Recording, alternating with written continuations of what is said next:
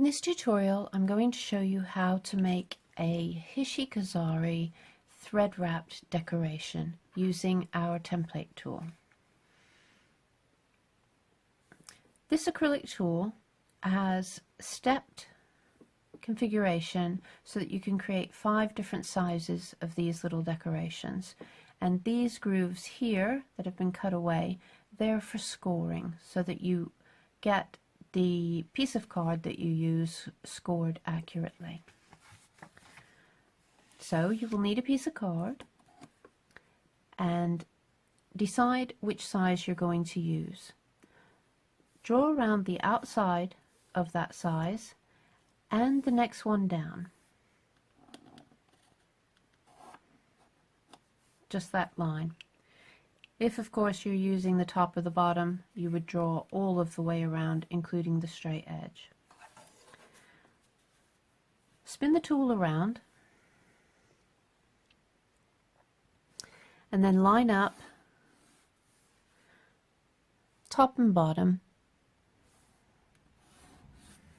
so that you can connect that up and create your rectangle.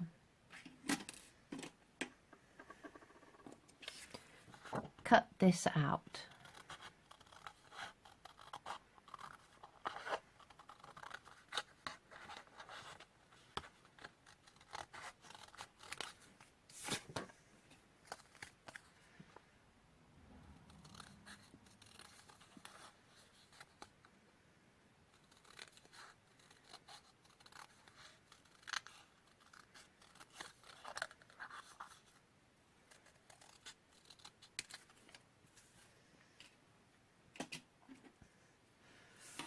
Now return to the tool and place your rectangle on the tool at the size that you chose. Use a blunt stick or a scoring tool. The stick is provided in the kit. And then score in the groove that's created by those cuts. You should find it quite easily, and there's no need to go too deep. This is just to give you a guide when you're folding and to make it a little bit easier.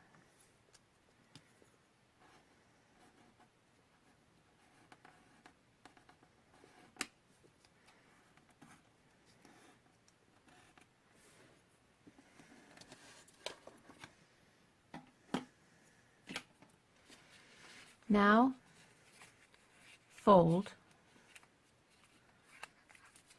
on each of those score lines.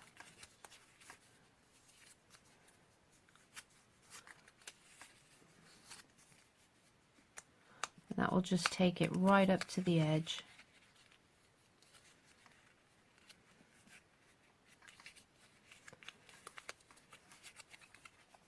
Now it's quite straightforward how it sort of all folds together, but for the sake of clarity, I'm going to do it exactly as shown in the illustration that is in the instructions. So arrange your piece so that the left-hand diagonal is going from top to bottom.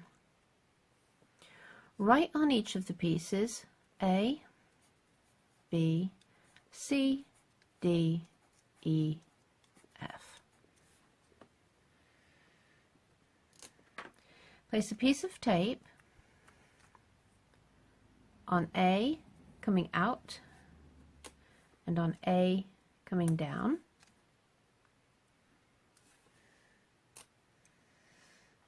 On C going up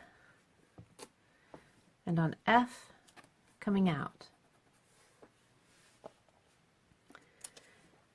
Now you will fold the piece so that A comes around to the side of D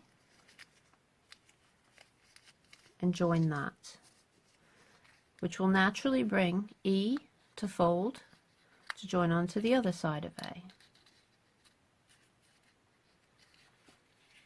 And then that just leaves F to fold up and join to B, and the piece of tape on C to come along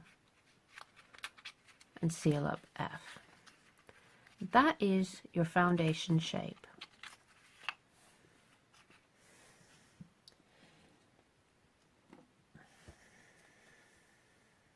Now you need to take a long length of thread. If it's on a spool or a bobbin, leave it there and tape it onto A and onto the right angle of A. You see, every triangle has a right angle. So the right angle is the part that is going alongside D and E.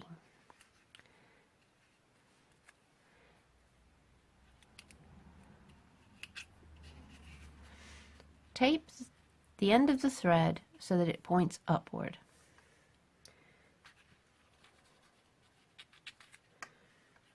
Bring the thread up and around the point and down. Then rotate, come down, around the point and up. Then over and around the point that side. And then you will come alongside where you started and begin again. This is so similar to thread wrapped buttons that if you can work a death set button, you'll understand the principle. All that you need to do is keep wrapping. Go however is comfortable for you.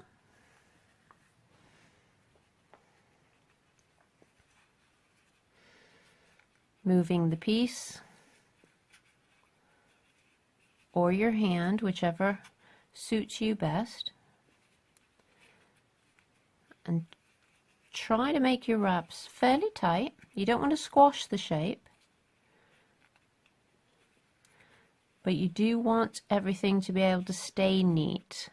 So by working your threads fairly tight, you'll get a better effect. Now, as you can see, I have used a variegated thread here. This is great because you're automatically achieving a pattern without even trying. You can, of course, go ahead and change your threads. You would do that by weaving one under and then adding the next so that it ran in the same order. You can also create different patterns by weaving. So there's quite a lot that you can do once you actually get started with playing around with these. You can fill the inside of the form with stuffing or with rice or little bells or something like that to rattle if you're making using these in a mobile.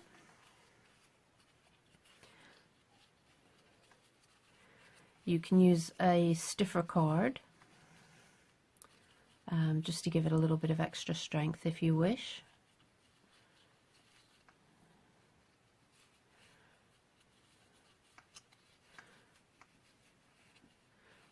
The pattern's coming along quite nicely. As I say, I'm wrapping quite closely to the one previously.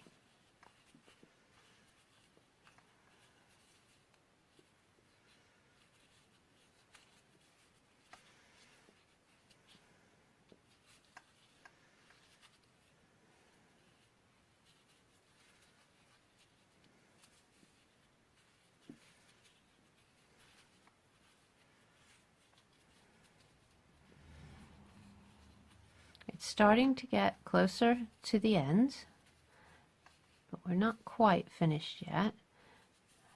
But you do have to make sure that your angle's right so that you get around the corners properly.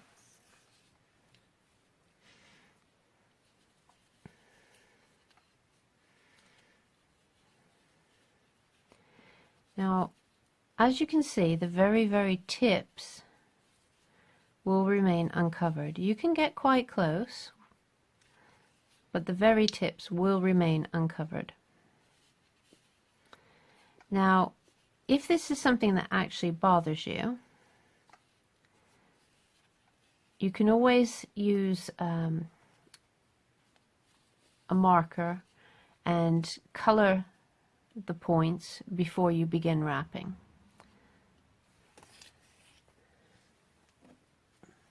So I've come about as far as I can. So I've cut the thread from the spool. I'm just going to hold that in place and thread a needle. I know I'm going to have to just make sure that last wrap is in place, and then take it underneath the threads previously wrapped. And then what I like to do is sort of double back on myself and come up in a different place altogether, just to help hold that thread in place. Pull it up a bit and trim close, and then the tail sinks in. My wrap's just moved a little there, so we'll just spread it back into place where it's moved. And one completed Hishikazari decoration. Now if you want to hang these, all that you need to do is thread the needle through the point, take it a long needle and bring up through the top point. The ends can also have beads placed on them in exactly the same way, using either stitching to the ends or using a long piece of thread going through to each one subsequently, and then you can cap it off with beads.